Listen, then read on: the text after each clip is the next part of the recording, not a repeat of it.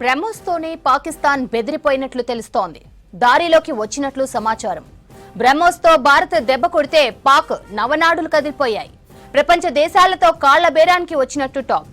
శనివారం ఉదయం బ్రహ్మోస్తో పాక్ పనిపట్టినట్లు డిఫెన్స్ వర్గాలు చెప్తున్నాయి. ఓవైపు S-400, ఇంకోవైపు హారప్ డ్రోన్లు, మధ్యలో బ్రహ్మోస్. త్రిశూల మంత్రంతో పాక్ కు ముచ్చెమటలు పెట్టించినట్లు వివరిస్తున్నారు. బ్రహ్మోస్ సత్తా ఏంటో పాక్ కు తెలిసొచ్చిందని రక్షణ మంత్రి రాజ్నాథ్, యూపీ సీఎం యోగి మాట్లాడడం ఇంట్రెస్టింగ్ గా మారింది. పాక్ పై దాడుల్లో బ్రహ్మోస్ ను ప్రయోగించినట్లు తెలుస్తోంది.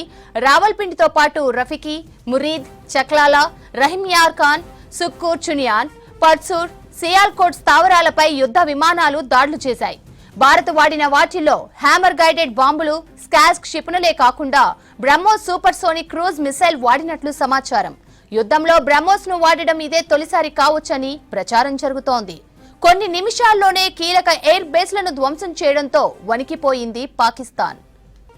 పంజాబ్ ప్రావిన్స్ లోని రఫ్కీ వైమానిక స్థావరం షార్కోట్ లో ఉంది. అత్యాధునిక విమానాలకు సెంటర్ పాయింట్. ఇది ఇస్లామాబాద్ కు 337 కిలోమీటర్ల దూరంలో ఉంది. 1000 అడుగుల రన్వే ఇక్కడి స్పెషల్. ఎమర్జెన్సీ ల్యాండింగ్ స్ట్రిప్లు ఉన్నాయి. పంజాబ్ లోని చక్వాల్లో మురీద్ ఉంది. పాక్ ఆపరేషనల్ ఫ్లయింగ్ బేస్ గా దీనికి పేరుంది. దీంతో పాటు మానవరహిత సాయుధ డ్రోన్ల అడ్డా. పాక్ రాజధాని ఇస్లామాబాద్ కు అత్యంత సమీపంలో రావల్పిండిలో చక్లాలా ఎయిర్ బేస్ ఉంది. పాక్ కీలక జనరల్స్ ఇక్కడే ఉంటారు. ఆర్మీ చీఫ్ ఆసిమ్ మునీర్ ఆసిఫ్ కూడా చాక్లాలోనే ఉంటుంది. పాకిస్తాన్ లోని చాక్లాలా, మురీద్, రహిమ్యార్ ఖాన్, రఫీకి ఎయిర్ బేస్లను ధ్వంసం చేసినట్లు భారత్ ప్రకటించింది. సుక్కూర్ చునియాలోని పాకిస్తాన్ సైనిక స్థావరాలు, వస్రూర్లోని రాడర్ సైట్, సియాల్కోట్ విమానయాన స్థావరాలను కూడా లక్ష్యంగా చేసుకున్నట్లు తెలిపారు. మరిన్ని డీటెయిల్స్ అనిల్ అందిస్తారు. అనిల్, దాడులకు పాల్పడుతున్న పాక్ కు చుక్కలు చూపించింది బ్రహ్మోస్. పాక్ ఆర్మీకి సంబంధించిన కీలక స్థావరాలను ధ్వంసం చేసింది. బ్రహ్మోస్ మన దేశానికి బ్రహ్మాస్త్రం అని ఎందుకంటున్నారు?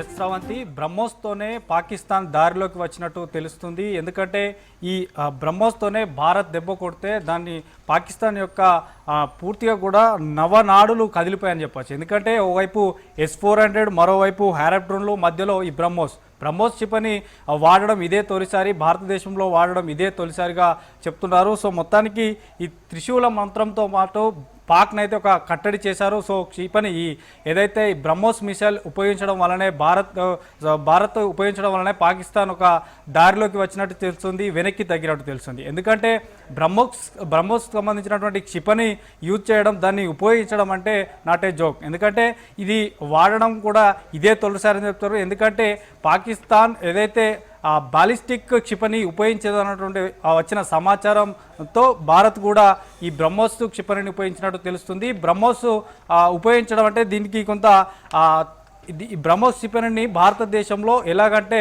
భూపరితలం నుండి, గగనతలం నుండి, తర్వాత సముద్ర మార్గం నుండి, సో నావీ తర్వాత ఆర్మీ, ఎయిర్ ఫోర్స్, త్రివిధ దళాలకు సంబంధించినటువంటి సైన్యం కూడా దీన్ని ఉపయోగించుకోవచ్చు. సో ఈ యుద్ధంలో బ్రహ్మోస్ను వాడడం ఇదే తొలిసారి చెప్తున్నారు. ముఖ్యంగా ఈ హ్యామర్ గైడెడ్ బాంబులతో పాటు స్కాల్ క్షిపణిని వాడినా కూడా బ్రహ్మోస్కు సంబంధించినటువంటి సూపర్ సోనిక్ క్రూజైల్ మిసైల్ వాడినట్టు కూడా మనకి సమాచారం అందుతుంది. ఎందుకంటే కొన్ని నిమిషాల్లోనే అక్కడ ఉన్నటువంటి ఎయిర్ బేస్లను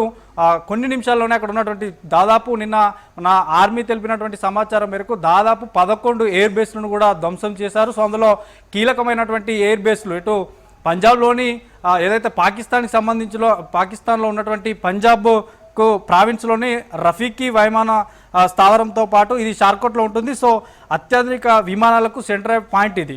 సో ఇందులో ఇది ఇస్లామాబాద్కు 337 కిలోమీటర్ల దూరంలో ఉంది. దాదాపు ఇది 1000 అడుగుల రన్వే ఇక్కడ స్పెషల్. దీన్ని ఏంటంటే ఎమర్జెన్సీ ల్యాండింగ్ కూడా ఇక్కడ ఈ రన్వేను ఉపయోగిస్తారు. సో అట్లాంటి ఎయిర్ బేస్ను భారత్ బ్రహ్మోస్ ఉపయోగించి అక్కడ ధ్వంసం చేసినట్టు తెలుస్తుంది. ఇక పాక్ ఆపరేషన్లో ఫ్లయింగ్ బేస్గా దీనికి మంచి పేరు ఉంది. దాంతోపాటు మానవరహిత సాయుధ డ్రోన్లకు ఇది ఒక అడ్డా. తర్వాత పాక్ రాజధాని ఇస్లామాబాద్కు అత్యంత సమీపంలో ఉన్నటువంటి రావల్పిండిలోనూ కూడా చక్లాలా ఎయిర్ బేస్ ఉంది. సో ఇది కూడా పాక్ కీలక జనరల్స్ కూడా ఇక్కడ ఉంటారు.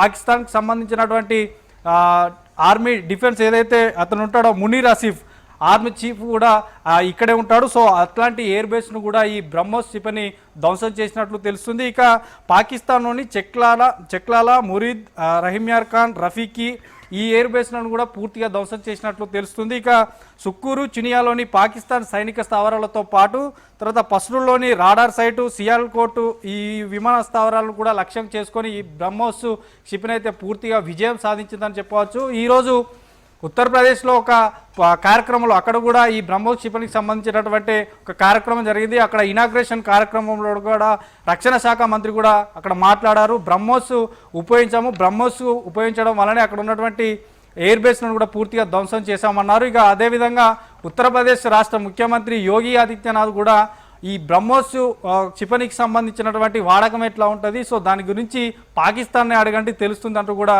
వ్యాఖ్యలు చేశారు. ఇక ఉగ్ర స్థావరాలకి బేస్ చేసుకొని ఈ క్షిపణిని ఉపయోగించారు. ఉగ్ర స్థావరాలు అంటే కుక్కతోక లాగానే ఉంటాయి, అవి ఎప్పటికీ కూడా అంటే వాటి పరిభాషలోనే బుద్ధి చెప్పాలి. సో దానికి అనుగుణంగానే ఈ క్షిపణిని ఉపయోగించామంటూ కూడా చెప్పారు. ఇక బ్రహ్మోస్ ప్రపంచంలోనే ఒక శక్తివంతమైనటువంటి క్షిపణి దీనిని 4 రకాలుగా అంటే నేను ఇందాక చెప్పాను, యుద్ధ నౌకల నుంచి, యుద్ధ విమానాల నుంచి, ఆ భూమిపై నుంచి కూడా, తర్వాత జలంతర్గామి అంటే సముద్ర మార్గాన్ని కూడా ఉపయోగించవచ్చు. సో పూర్తిగా వీటిని ఉపయోగించడంలో 3 రకాలుగా కూడా ఉపయోగించవచ్చు. ఎట్లా ఉపయోగించినా కూడా విజయం సాధించుతుంది ఈ బ్రహ్మోస్ క్షిపణి.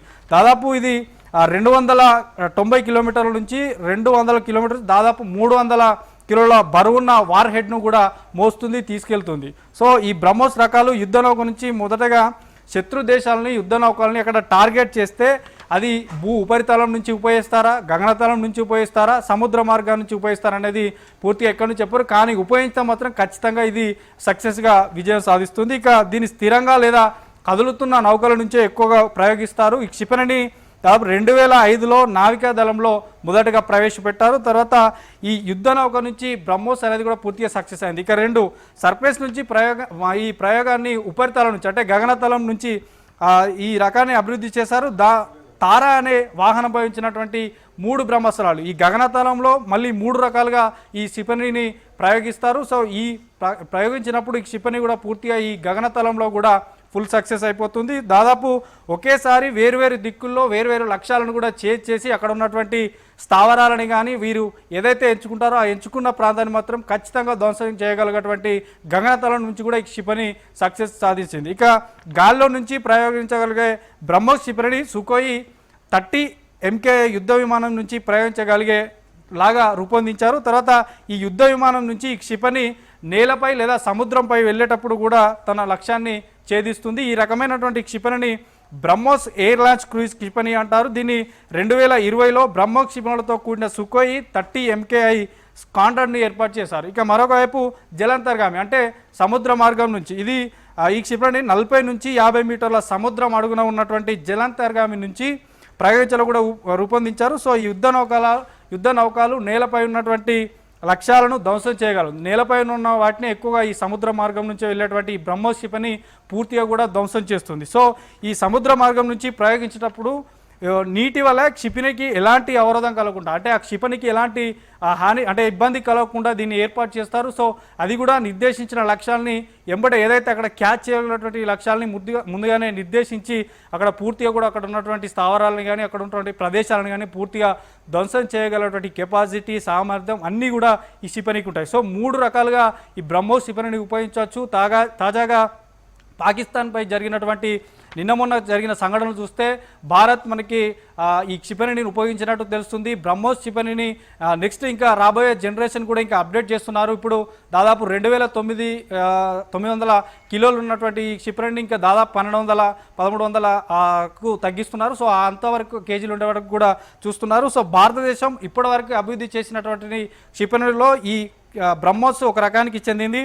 హైపర్సోనిక్ వేగంతో వెళ్లే బ్రహ్మోస్ 2 క్షిపణిని కూడా అభివృద్ధి చేయాలని కేంద్ర ప్రభుత్వం అంటే దానిపైన దృష్టి కేంద్రీకరించింది. సో మొత్తానికైతే ఇప్పటికి ఉన్నటువంటి ఈ బ్రహ్మోస్ క్షిపణి మాత్రం చాలా విజయం సాధించిందని చెప్పాలి. దీంతోనే పాక్ ఒక దారికి వచ్చినట్టు తెలుస్తుంది. ఇక ఎందుకు ఈ బ్రహ్మోస్ క్షిపణిని ఉపయోగించినట్లని తెలుస్తుందంటే అటు పాక్ నుంచి కూడా బాలిస్టిక్ అనేది కూడా చాలా పెద్ద క్షిపణి. సో దాన్ని ఉపయోగించడం వల్లే ఈ బ్రహ్మోస్ క్షిపణిని ఉపయోగించినట్టు తెలుస్తుంది. సో ఖచ్చితంగా దీని టేస్ట్ ఏంటిది అనేది తెలియాలంటే ఖచ్చితంగా పాకిస్తాన్ని అడగాలంటూ కూడా యూపీ సీఎం యోగి ఆదిత్యనాథ్ కూడా చెప్పారు. కాబట్టి సో మొత్తం ఇంకా రానున్న రోజుల్లో యుద్ధాన్ని కానీ తర్వాత ఉగ్ర స్థావరాలను కానీ ఖచ్చితంగా ధ్వంసం చేయాలి, వాటిని పూర్తిగా కూడా మట్టి కర్పించాలి. మళ్ళీ ఉగ్ర స్థావరం అంటే ఏంటి, ఉగ్ర దాడులు అంటే ఏంటి, ఉగ్రవాదులు అంటే ఏంటి అనేది కనిపించొద్దు అని అంటే ఖచ్చితంగా రానున్న రోజుల్లో ఇలాంటి క్షిపణులు బ్రహ్మోస్కు సంబంధించిన క్షిపణులు ఇంకా డెవలప్ చేస్తున్నారు. వాటిపైన కేంద్రం ఇంకా ఫోకస్ చేసింది. సో ఇది రష్యా దేశంతో పాటు భారతదేశం రెండు సంయుక్తంగా మొదలుపెట్టినటువంటి ఈ క్షిపణులు. సో మొత్తానికైతే ఈ బ్రహ్మోస్ క్షిపణి విజయం సాధించింది. సో దాని టేస్ట్ ఏంటిది అనేది కూడా మధ్యాహ్నం మనకి యూపీలో తెలియడం జరిగింది. దాంట్లో ఈరోజు ఏదైతే ఈ కార్యక్రమం ఇనాగ్రేషన్ చేశారో ఉత్తరప్రదేశ్లో, అందులో ఢిల్లీ నుంచి వర్చువల్గా పాల్గొన్న రక్షణ శాఖ మంత్రి రాజ్నాథ్ సింగ్ కూడా తెలియజేయడం జరిగింది. ఖచ్చితంగా ఈ బ్రహ్మోస్ క్షిపణిని యూజ్ చేసాం, దానివల్ల దాదాపు 11 ఎయిర్ బేస్లను, ముఖ్యమైన ఎయిర్ బేస్లే, వాళ్ళకి కీలకమైన ఎయిర్ బేస్లు, వాటిని అన్నింటిని కూడా ధ్వంసం చేశామంటూ చెప్పారు. సో బ్రహ్మోస్ క్షిపణి మాత్రం ఈరోజు యూపీ సీఎం కానీ తర్వాత రాజ్నాథ్ సింగ్ రక్షణ శాఖ మంత్రి చెప్పడంతో మాత్రం ఖచ్చితంగా నిన్న జరిగినటువంటి ఈ కాల్పుల్లో కొంత ఉపయోగించినట్లయితే తెలుస్తుంది. Savanthi. There were also several high-speed missile attacks noticed subsequently after 0140 hours in the night at several air bases in Punjab.